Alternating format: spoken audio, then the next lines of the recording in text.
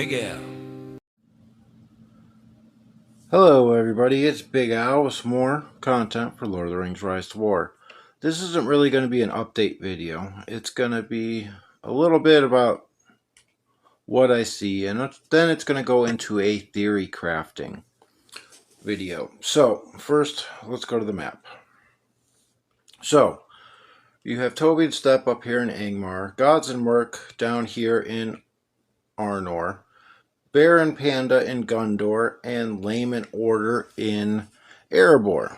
And then you have Iron over here in Linden. So, first, a little recap of what happened. At Chapter 4, we obviously came down into here because that's what was open. Arnor came into this area as well. And Gondor and Erebor did the same thing, which opened up to them. Well, Angmar and Arnor were the only two able to fight. Well, that's what happened. We started fighting with Arnor, and as that was happening, Erebor is taking these keeps moving this way. Gondor is taking these keeps moving this way. So, obviously it's looking like we're going to get attacked from another side, and we're going to have another front. So, we did make a ceasefire with Arnor, because at that point, it didn't help either one of us to keep fighting, because early fighting leads to small barracks, underdeveloped buildings, bad farming resources. So we got a ceasefire with them so that both of us could prep and be prepared if Erebor or Gondor came in. It was mutually beneficial. No alliance whatsoever. Well, after we had already decided this, then there came something up about Erebor and Gondor agreed not to backdoor the other teams while fighting was going on. Well, again, our agreement was already made because it wasn't beneficial. At that point, if we kept fighting, Erebor and Gondor could have come in as soon as those passes opened between the spawn and just mowed over both of us. And is it because they're bigger? No, not necessarily. We were underdeveloped and they had the land. So that's what happened. Then there's a bunch of Diplo and he said, she said stuff. I am not a part of Diplo. I am not a part of that leadership. I think Diplo is killing this game. Organized war is not war. Yes, there's a way to have honor and keep your word, but planning out, oh, I'm going to hit you here at this time, I don't agree with it. I think Diplo is one of the things that hurt this game. But, anyways, that being said, there's the history behind it of what's happened in the server. Looks like Arnor's down here fighting. It looks like Gondor just took the pass.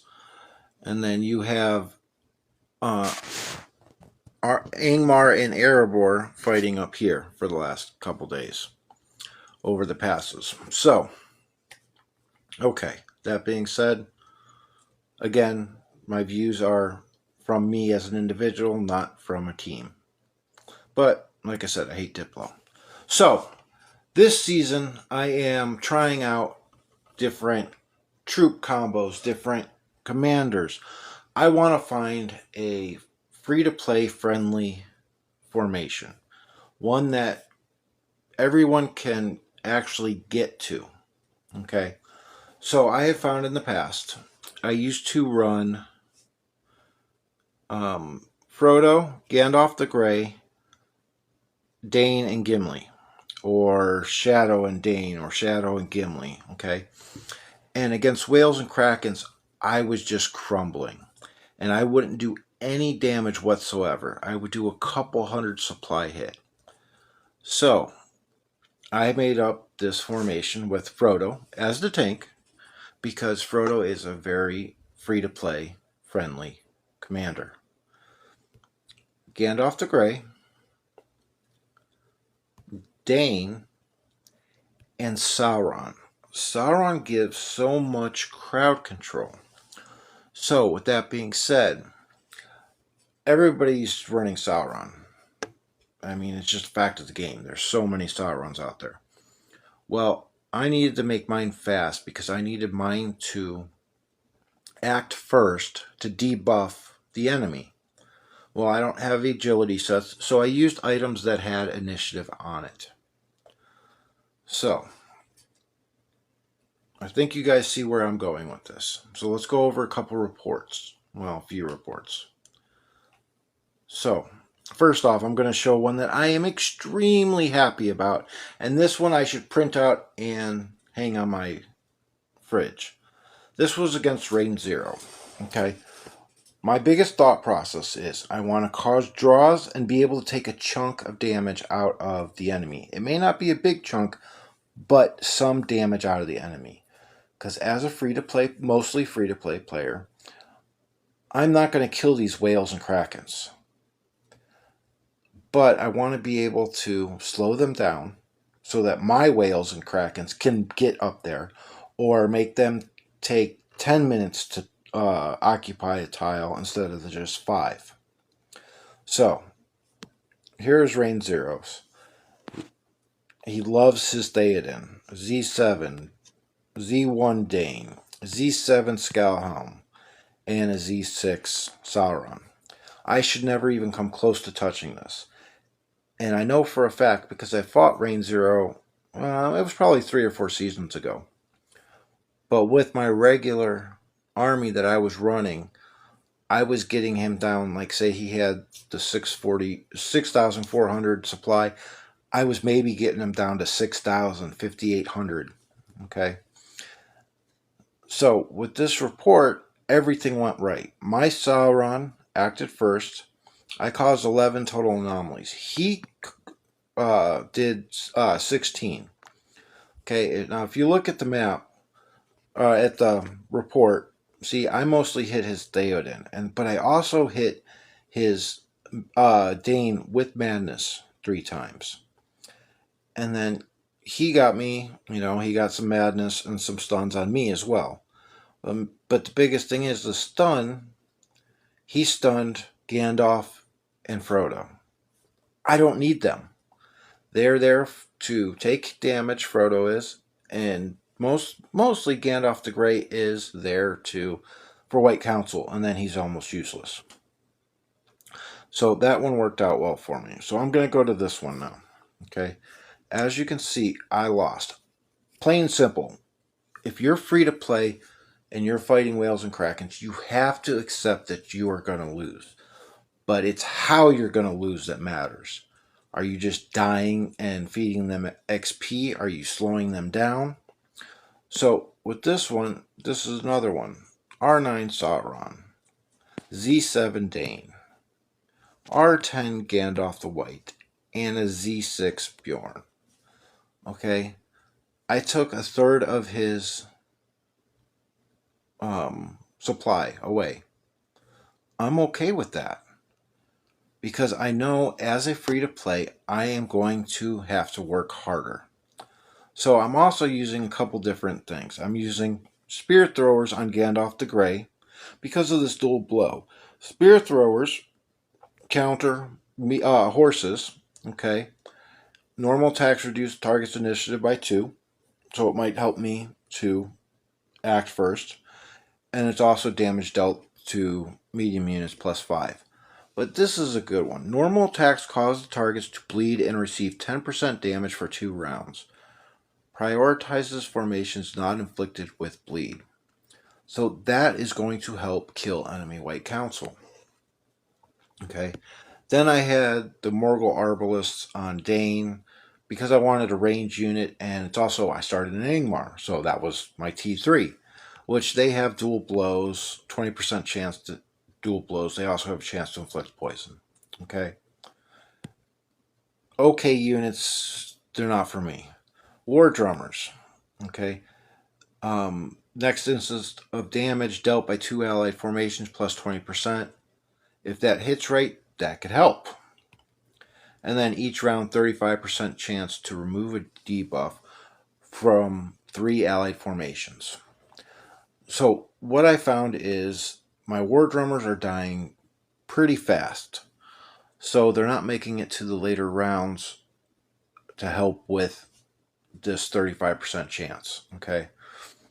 So I'm also moving units around. But like I said, now if we go down to the book, let's go to round 2. As you can see, my Gandalf the Grey is acting first. But here his Sauron is acting before mine. So that's an issue because I need them to be debuffed so that 1, they're not going to deal as much damage to me, which buys me more time to try to deal damage. 2, they're having less defense or attack and all that, so it's going to help me also to deal damage. Okay, and as we go, you can see it changes. Here I got in front of his Sauron because of my spear throwers. So it's not just the basics that you have to look at. You have to look deep into reports of why something happens. Okay, and then if we go back to round 3, as you can see, his Sauron acts before mine. And then again in 4, the spear throwers hit his Sauron, so I acted first. So these are kind of things to think about. Here's another report, and as you can see, I got annihilated. Huh? I did 1,000. Do I consider that a chunk? Yes, but on the very, very low end. But can I really complain? I mean, Z5, Z7, Z1, what was this Gandalf the White? 13, R13. So, like I said, as a mostly free-to-play player, I have to be able to accept this. Now, I just got a couple more that I'm going to go through. And as you can see, here's Timon, okay? Z5, Z2, Z1, Z1. Now I'm going to go back through mine. R10, R10, R7, R4. So my levels are doable for free players to get to. And as you can see, I took a little over a third, about 40% of his supply out. So I'm kind of happy with that. I shouldn't be anywhere near these armies, but I'm still able to take a chunk out.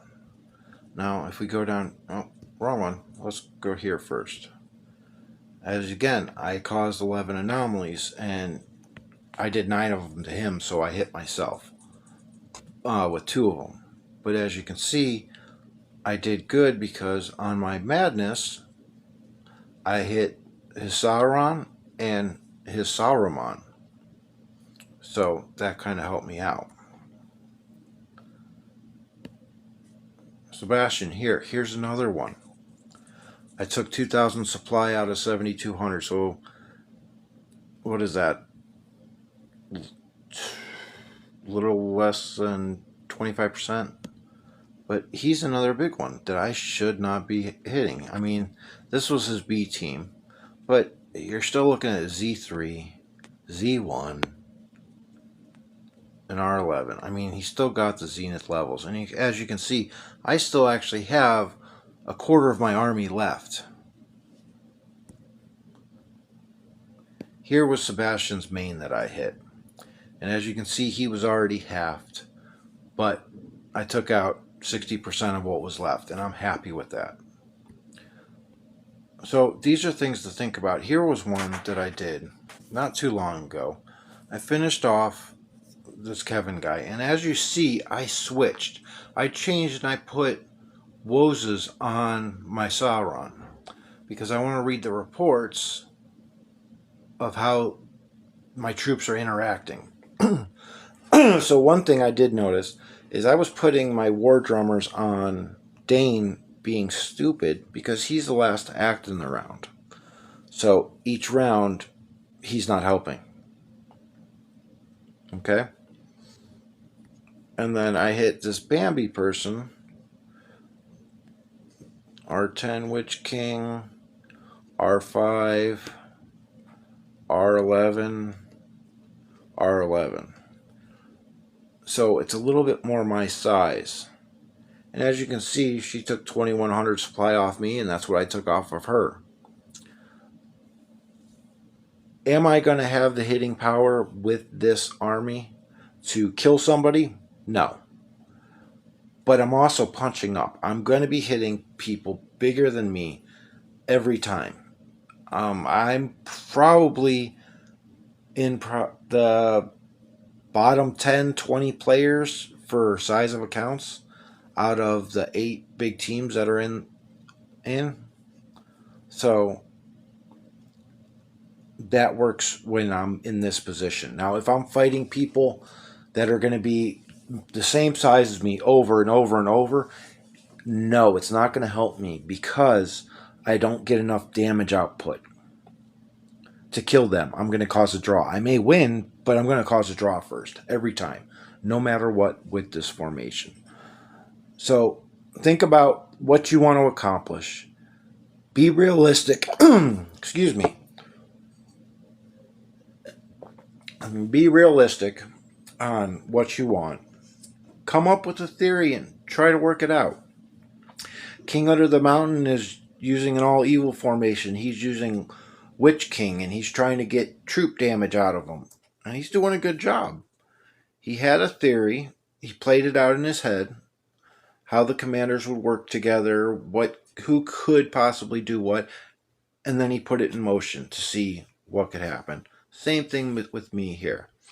I'm going to be messing with the troop combinations. But for now, this is definitely a working army for me. And I think it could be helpful to a lot of free-to-play players. Because I have my tank in Frodo. Gandalf the Grey, I got him for the White Council. Because it's the Grey, I'm trying to use the dual blows and get a little troop damage out of him. If it was Gandalf the White in there, it would be White Council and White Rider. So I would get extra damage that way. And again, Sauron's just there for the crowd control. I don't expect anything out of him. So 3 supports seems to be working as long as you're using the right supports, the right combo against people that are bigger than you. You're going to want 2 damage dealers if you're fighting people the same size as you, so you have that finishing power. But this seems to be working, and I wanted to share it with people. Because like Dane, you could switch him out. Say you have Gimli high respect or Shadow, or you can throw in different damage dealer in there. But also think about what troops you're going to use. Switch them around so that they work. So, like the Wozes give initiative. So I'm trying them out on Sauron to make sure that I'm going first. Well, at least against players that don't have Wozes on their Sauron. So, because, like I said, if you go in the book, as you can see, my Sauron acts first in all the rounds. Because I have those, or in the first 4 rounds because I have Wozes. And then luckily, I was faster than his and after that, so I was still acting first, and Gandalf died in round 5. Oh no, down here he got stunned probably. But so Theorycraft, don't be afraid of trying new things. If it doesn't work, okay, you just wasted a little bit of time. So what? Use your brains, think of things. It's great and it's fun, especially when you come up with a theory and it's working, like I am with this formation. I'm at one point in this season, I'm even going to switch Gandalf the Grey with Boromir probably, and for the evade instead of the White Council, and see if that does any better. Especially with me running Great Beast on Frodo. Okay, if the Great Beast taunt and then they evade, cool. If the evade hits the other commanders, okay, cool. they're not getting damaged. So that's something I'm going to try out. So I hope this gets some wheels turning on people. They can think about things and try some new stuff out. Why not? So that's all I got for you today. So as always, make the most out of what you got.